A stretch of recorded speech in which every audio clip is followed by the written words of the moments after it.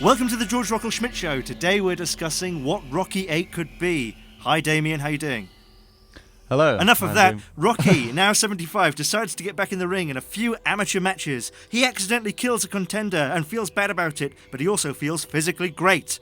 Can Rocky resist the urge to turn back the clock 5 years for every opponent he kills in the ring? Will he succumb to fighting anyone just for another taste of youth?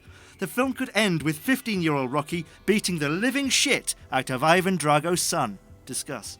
Bit too quick for comprehension there. Oh, really? Do you want me to do it again? No. It's a good read. It wasn't a read. It's out of my brain. You just hear the sounds of shuffling paper, like really stuff it back into the desk real quick. Yes, just in case, because obviously people are watching live on webcam. Someone's watching. Yeah.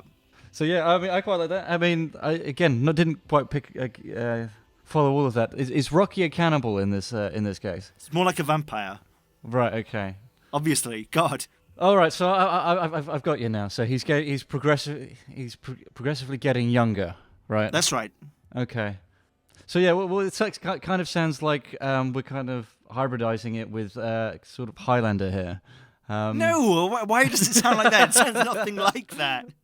Well, I imagine, when there's only one left, that'll be the final 5 years, and, Rocky will, transcend this physical plane and become a space embryo, much, 2001 style. Yeah, which obviously happens in Highlander. No, if we're going to hybridize it with Highlander, then it's got to be Rocky's really thin and he needs to bulk up, so it's going to be called Rocky 2, the bulkening. No, Rocky 2, the thickening. That's what I meant to say. Fuck. No, I'm thinking of that Stephen King thing. Thinner. Thinner, yeah. Thinner. Man with My Name is Judge, yeah.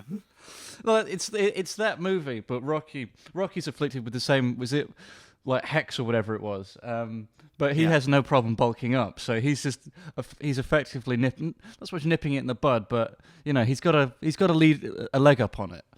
Wait, so are you saying that the same thing happens, like somebody puts a hex on Rocky so that he will lose weight no matter what, but the hex isn't strong enough, so basically it means that Rocky can eat loads of pies but retain his amazing physique? Is that what you're saying? Oh, yeah. He really packs on, he really puts the protein in. So the story is that Rocky knocks over some gypsy in his car, and then the father, or whoever it is, puts a hex on Rocky, but the hex isn't strong enough, and it just enables Rocky to become more powerful, and then Rocky does what? He just beats the shit out of the gypsies? Yeah, so it's not about boxing at all. It's just like an underground kind of like bare-knuckle fighting ring now. No, Rocky's a lawyer. This is Thinner. Right, okay. Wouldn't you love it if you were sat there, waiting for your public defender at In Came Rocky? Oh, without a shadow of a doubt. I just kind of wanted to get, if I was in that position, it must descend into some kind of physical confrontation. Like, the only reason that I get off is simply because he's committed a much greater crime, and I've managed to slink out without anyone noticing. So your charge isn't dropped or anything. It's just that essentially Rocky becomes Rambo and starts firing M16s into Transformers, and under the confusion you escape. Yes, yeah. Yeah, I mean, I kind of feel like it's an extension of like the previous Rocky movie, but instead of losing to that young upstart, he actually completely decimates him. But on the back of that, he has this incredible violent streak, reigniting him like beyond anything else, and he becomes sociopathic in his violence. So you're saying that you could have a film where Rocky's in the ring and then he gets punched the wrong way, and then he suddenly realizes, oh fucking hell! For the first 30 years of my life, my name was John Rambo. I suppose that is the natural hybrid, Rambo and Rocky. You never see them in the same room. Well, I was thinking it kind of be sort of a rehash of the previous movie, but they kind of focus more on that simulation that Rocky sees in his fantastic restaurant at the beginning of the movie, because that's what. So Rocky Balboa is Rocky 6, and that's the one where there's a simulation which inspires him to get it back into the ring. they should kind of rehash that a little bit and focus a little bit more on the simulation, because I think there's a lot of room for improvement there. It was very by the numbers, it was based on statistical analysis. What I think it should, they could have like played around with is it could have been almost like a sort of Mythbusters kind of exploration where Adam Savage and Jamie Heineman like talk about what athletes of their respective ages are capable of in terms of their strength and their body's resilience and stuff like that. And they, throughout this, I would say it would be an episode of Mythbusters, not a simulation. What was I fucking talking about? But they crunch all these numbers and they run their experiments and what have you, and they just come to the conclusion that it was, it's physically impossible. Because rather than Rocky at his peak, which is, I guess, the central premise of that simulation, they're talking about Rocky as he is now. Yeah. When they do their final pass at it, it's just the most gratuitous, like fucking decapitation ever. And that rather than it's the young athlete, starting up challenging Rocky, it's the other way around. Rocky sees this and is completely humiliated. Is he humiliated or is he enraged? Oh, there's room for both, no? Okay, I'm saying that. So enraged, he challenges this young athlete to a boxing match that he can't possibly win. Not by playing by the rules, right? Like, he's got nothing to lose according to this fucking simulation. He's basically, his body is at the end of the line, so he cannot afford to kind of play by man's rules anymore. Mm-hmm. And then what happens? He's taken a few knocks in the ring, but he throws off the fucking gloves and like goes into it, mouth guards out, and he just Tyson's it, sinks his teeth into this guy, and this is his first. This is first blood basically, and this is when he gets his first taste, and then the bloodlust continues. What, in the ring or out of the ring? Out of the ring, like I forget what's the name of the other guy. So the other guy's called Mason. Mason the Lion Dixon is Rocky's opponent, played by Antonio Tarver. Oh, yeah, there's a nice bit of radio voice there. Well, thank you very much. I do remember reading about that guy. Apparently, what happened when they filmed it was they were filming the fight at the end, and then he said, "I'm not going to film anymore unless you give me more money." Really? Apparently. What a fucking cock. Yeah, and what a way to destroy your on-screen career. I mean, you can do that once, fine, but you're never going to work again, are you? Yeah, I suppose so. I mean, what are his credits since? Well, I imagine stuff like One Tree Hill. Oh, is he really? Oh, right, yeah, okay. Yeah, he is a boxer, so I guess he probably didn't care. Okay, actor credits for boxing bloopers and Rocky Balboa. Boxing bloopers, awesome. Boxing, do.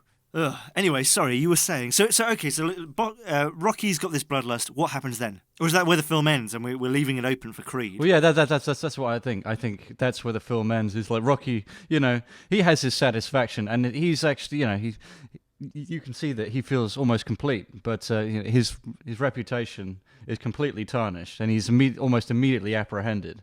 Yeah, it can be left there for future movies. Okay, right. So it's like Rocky rips someone's throat out. Credits. Maybe it could be like a kind of dark exploration. We blow it out into like a 2.5 hour something epic, as it were. And it's just he wrestles with this decision all the time. He's known his entire career, his entire life, that this animal lives in him, and he's always fought it. He's always found his moral core, always thought better of it. But this time, he knows he can't. He's a weakened man. He knows he's not going to be able to, fight this forever. That he will eventually succumb to this animal in him. And he just sees wants those. To taste blood. He just knows that he's not going to be able to return to society ever again, whether or not he's obviously in police custody or he goes underground. He goes underground. So the next film he could be like. He's a mole person. That's what he is. He's mole one of person them damn cannibal. crab people. So like the next movie, it could start with him like jumping from tree to tree, and he's like these two campers running away, and then he jumps on one and tears the spine out of them and things like that. Is that where we're going? We're going into the supernatural territory here. Yes, yeah. Why not? I'd quite like to see Rocky and eviscerate a few backpackers. That'd be quite fun. Okay, good. I mean, would he be wearing his boxing gloves when he does that?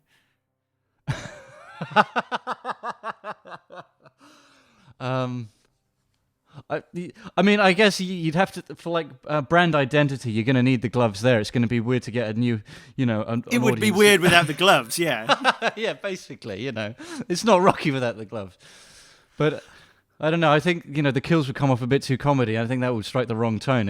I want it to be, something quite terrifying. What if he's made these gloves that, like, when he grips them really tightly, these knives come out of them like he's Wolverine?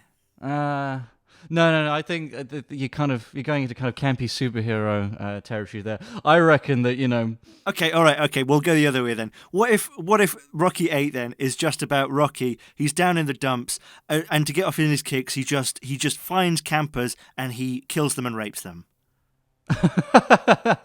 Yeah, completely methodically. It's actually more like Henry, Portrait of a Serial Killer. That's right. It's nothing. There's nothing to do with him as a boxer. There's no connection. We've just given him the Rocky name. That's it. Yeah. It's just a shameless cash cow. I mean, it worked. We got the people in, but it's nothing. There is no common thread besides Sylvester Stallone. That's right. I mean, and it's got to be horrible as well. I mean, the best criticism we could hope to get is it's brutal and artless.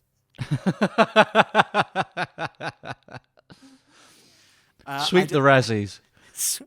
No, the Razzies don't fucking touch us. No, I mean, this is like, this is pure filth. Like, this ushers in a whole new age of cinema censorship. Right, okay. I mean, we haven't seen stuff like this since the 60s. So there's a new video nasties list. Yeah, I mean, this blows Cannibal Holocaust out of the fucking water. Oh, fucking... Yeah, there we go. That's the movie I want to see. I think we're a little bit, we're not great on the details, but that's it. Okay, I'm gonna give you one of my ideas now. Although I don't know how the fuck can I come... How can I say anything after that? All right, okay. So this is a bit more milquetoast. Rocky, now 75, decides to get back in the ring, much like in Rocky Balboa, as you were saying. He gets his boxing license after being challenged by the champ. He trains up, he gets over some emotional hurdles, and that's the first 25 minutes. He fights the champ and is immediately killed in the ring. The next 3.5 hours are a grueling face-off between the state prosecutor's office and the boxing commission on the defensive. Who is responsible for Rocky's death? The state commission responsible for issuing boxing licenses, the fight promoters, the commission's doctors and medical examiners, or Rocky himself? A solid courtroom procedural. That's right. I like that. I envision it as one of the few movies that they put out today that has a 15-minute intermission. With concessions as gratis. That's right. If you're sitting through this, we're going to give you some free popcorn. It's a hard watch, It's not because it's boring. It's really gritty. I mean, that's like something that always kind of baffled me about Rocky Balboa. It's just it's so sad. Well, it's just how was it allowed to happen? Really, Rocky is a 58-year-old should not have been allowed in the ring at all. And there was I was wrong. He's 60. Oh, 60. I think Sylvester Stallone was 58 or 59 when he filmed, but yeah, Rocky's 60. Right, okay. In Rocky Balboa. Yeah. So it's just, heads are fucking rolling in the boxing commission, right? That's right. I mean, it's all about that. It's all about finger pointing. And then, we can get into the dark underbelly of boxing. Who's controlling what? Why did they allow him to do it? Who put that $500,000 bet on Rocky to win, or Rocky to lose, or Rocky to die, or whatever?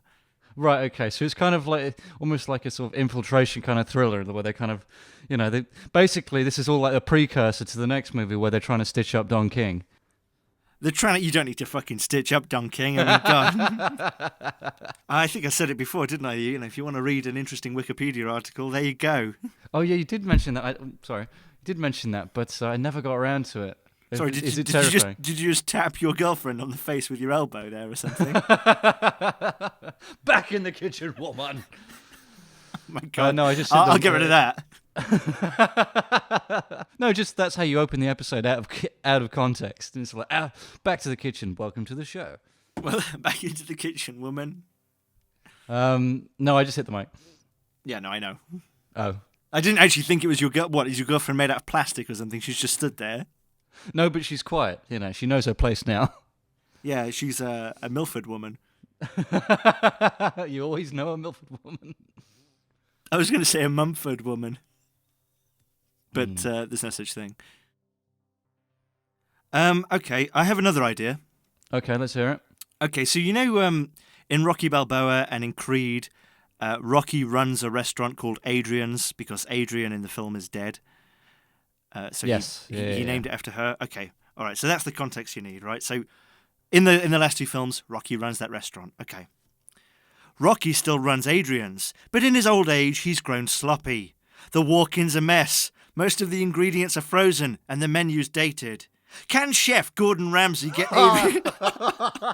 I'm gonna fucking cut you off as well. I was gonna say the same fucking thing. Can Chef Gordon Ramsay get Aidrian's back into shape? Or will Rocky and Gordon come to blows? There is no boxing in this film. Rocky goes large! Yes, bring that on. Oh, I could definitely see, is it like a theatrical, movie at all? Does it have the same, proper 3-act formula, or is it just a 90-minute, extended episode of Kitchen Nightmares? Yeah, that's exactly what it is. Oh, I'd love to see so much of that fucking fly on the wall stuff of Rocky just fucking muttering under his breath that he's Gordon's a fucking cunt. Rocky, I thought you said that the muscles were fresh. They're not fresh. They're not fresh, they're frozen. They're fresh and then they're frozen. That's not fresh, Rocky! You are an idiot sandwich! Well, I can do impressions of neither of those people. Yeah, was that fucking Flight Sergeant Ramsay or what? Flight Sergeant Ramsay. I know. Okay, you give me an impression of Gordon. Oh, I can't. No, I can't do a fucking impression of that guy. Yeah, all I could say was fucking idiot sandwich. Just shout cunt. All right, I'll do an impression. Okay, so we'll put this somewhere else, and we'll ask people who this is, because I guarantee 100% of people will know who it is just from these few words. Okay. Okay. This is a perfect impression of Gordon Ramsay. I'm Gordon Ramsay. Bollocks. Like he's just realised he's Gordon Ramsay. And he's not He's happy. like, what the fuck am I? My life. Gordon Ramsay has an existential crisis. This is halfway through Aidrian's, right? He gives up. And then the rest of it becomes quite a hard-hitting documentary where they follow Gordon, right, as he starts plumbing the depths. He immediately leaves Aidrian's and finds the closest bar and completely ransacks the fucking place. He is shit-faced drunk. He doesn't see sobriety for the next 8 months at least. Oh my fucking god, I need to stop laughing. But I don't have time for pasta. I don't have time to cook pasta every day. I mean, Ramsay still ends up with his jaw broken, with having his head thrown against the fridge door or something like that. I would like to see Gordon Ramsay go into a restaurant and just say that everything is gay. Is this lasagna fresh? Yeah, it is. No, it isn't. It's gay. We made it yesterday. It tastes gay. Oh dear. Okay. Do you have any other ideas? I think this Kitchen Nightmares scenario could could come off the heels of I think the Rocky Bloodlust arc there, and Gordon Ramsay walks in and there's loads of people on meat hooks. No, I was going to say when the crew loses sight of Gordon, when they do track him down, Rocky's in the walk-in, just chewing on what is left of Chef Ramsay. Yeah, and it's just like a buzz cut scalp on Chef Ramsay. I was going to say, what about if Gordon goes in, and like in many of these situations in Kitchen Nightmares, Rocky is more than capable. He is more than capable of managing the kitchen. He's more than capable of even being a chef, even though he isn't the chef there. He knows his stuff, but there's something stopping him from really doing his shit, as there often is in these programs. You know, there's some emotional problem, there's some sort of blockage. And Gordon Ramsay and his producers are very good at identifying that and bullying it out of people. and he does that, and you know, it's like Rocky's like, well, my wife's dead and my son doesn't want to talk to me, and you know, I built my identity on being this physically powerful man, and I'm an old man, and Ramsay's there and he's like, I'll teach you how to cook. Ramsay teaches Rocky how to cook, and Rocky's like, well, I know how to cook, but really it's like a Mr. Miyagi thing where it's kind of like, yeah, you just get the ladle and drop the ladle. Get the ladle and drop the ladle. Get the egg and put the egg on the other side. I don't know any fucking... Give me some chefing terms. Spit roast that baby, yeah. Spit roast that baby. Thanks. Is that what I sound? Spit roast that baby. Spit roast that baby. You say fire the steaks. He's like, yeah, fire the steaks. Yeah, fire the steaks. And, you know, he's teaching him how to move these tongs. It's like, it's all in the wrist. Cooking is all in the wrist, Rocky. and then Rocky gets into the ring and he's like, oh, God, I don't know. I'm so old. And then he hears Gordon's voice and it's like, it's all in the wrist. Fire them steaks. And he starts doing it. And it's like, it turns out that the key to being a boxer is to know how to fire some fucking steaks. Yeah, it's a good pan toss. That's all you need. It's all in the pan toss. So what this final confrontation is almost like this beautifully choreographed kind of kung fu type thing, where all these gestures that he's learned in the kitchen have somehow miraculously found their place in the ring, and Rocky triumphs. No, he's never allowed in the ring because he's 70 years old, and that would be ridiculous. He's just in a ring because he's got dementia. He's not in a ring at all. He's in a padded cell. It's the brain damage for a career in boxing. I mean, they do cover that in Rocky, which I think is quite good. Yeah. But you know, I'm talking about like inflamed brain tissue to like bordering on, you know, like rabies situation. You know, he can't perceive reality in any way like he used to as a younger man. Well, now you've got me thinking, what if Rocky 8 was really about Rocky becoming like an anti-boxing... What would the campaigner? Yeah, what if Rocky 8 is about Rocky becoming an anti-boxing campaigner, and he's going on about brain damage? I mean, his best friend, Apollo Creed, did die in the ring. Oh, sorry, spoiler warning. But is it in number 2, number 3, number 4? Ooh, you'll never know. Yeah. Ooh. I don't know. Do you think that could work? Yeah, easy. I think it'd be more of kind of a half an hour kind of expose, you know, and his successes and failures as a lobbyist. Phase 1 of his career, he was very good at boxing. Phase 2, it turns out he's very good at blackmail. No, he's a very... He campaigns with absolute integrity. It's just that the boxing commission are on his back to corrupt him in any way, shape, or form. You know, of such fierce, kind of bribery, or at least attempts at bribery, they realise he can't be bought. They resort to more drastic measures and kill his dog. Right, and then he picks up his 2 9mm, his beloved silver ballers, shaves his head. His head. Yeah, and then he shoots around a bit. he goes to a Turkish bath and he kills some people who are waist deep. He shoots it around a bit. He shoots it around a bit. Fucking hell. It sounds like he's wanking it. He's a little bit cummy. He's just shooting it around a bit. What does that mean? What does a little bit cummy mean? You're either very cummy or you're not cummy at all. Well, it would certainly fit in with the Rocky getting the bloodlust thing. You know, maybe it could be Rocky goes into the ring again and then he goes mad, and then at the end, they've had to shoot Sylvester Stallone like 8 times.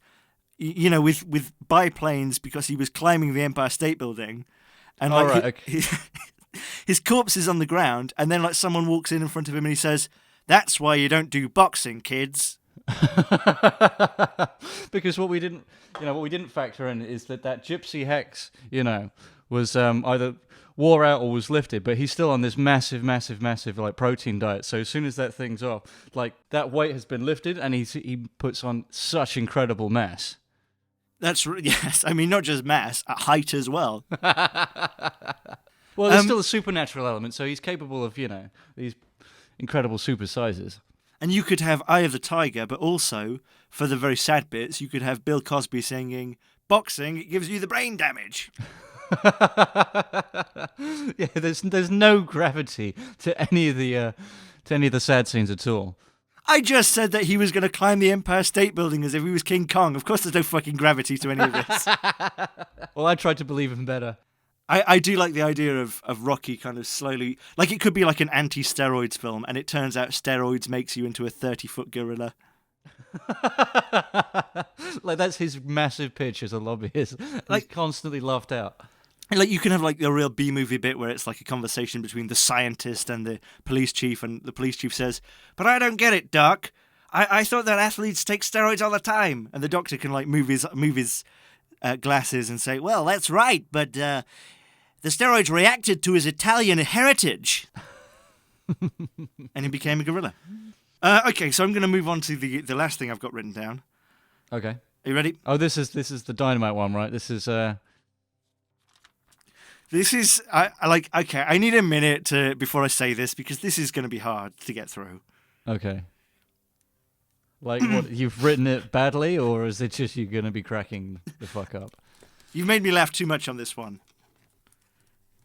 This no. is no good for my serious persona.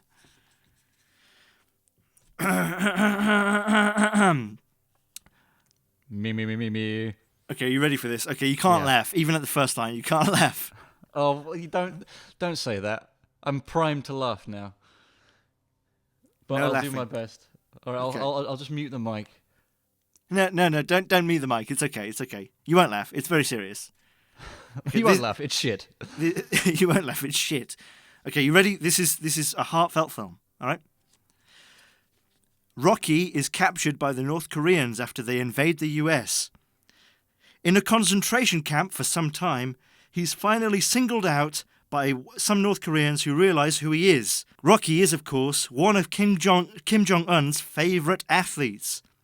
Rocky is forced to box for Kim Jong-un's pleasure and to save American lives, beating other North Korean favorites such as Tiger Woods and Dennis Rodman, both of whom are thrown into a volcano for their failure. Kim Jong-un offers Rocky his freedom if he can beat North Korea's greatest boxer ever, Mecha Jongzilla, standing at over 5 feet tall. Standing at over 5 feet tall. After a bloody match, Rocky wins on a technical knockout and attains his freedom, immediately challenging Kim Jong-un to a boxing match then and there. Kim is compelled to accept the challenge to save face. Rocky outclasses Kim Jong-un, but then Kim Jong throws some sand in Rocky's face or whatever and gains the advantage. However, some sand also gets into Mecha Jongzilla's eyes, sending him berserk. The film ends with Kim Jong-un being torn into two at the waist, and Rocky assuming the premiership of North Korea and the occupied United States. In the last moments, Rocky assures the crowding TV cameras that the pain and suffering the 21st century have so far endured are merely the beginning of a 1,000,000-year-long nightmare that will consume all. Eye of the Tiger plays. Oh, nicely done. Thank you. Good. I like the idea of Rocky assuming the premiership. Rocky would be a great leader. Do you know Sylvester Stallone's, one of his original ideas for Rocky 2 was that he would become the mayor. I thought you were going to say president. He would become the president. Well, I mean, stranger things have happened. I suppose so. Why was there never a Rocky where Rocky fought Arnold Schwarzenegger? I don't know. I feel like it's a bit of a missed opportunity. But, I'm sure there's space in Rocky 12. Well, they're both still alive. Even if they weren't, it doesn't matter.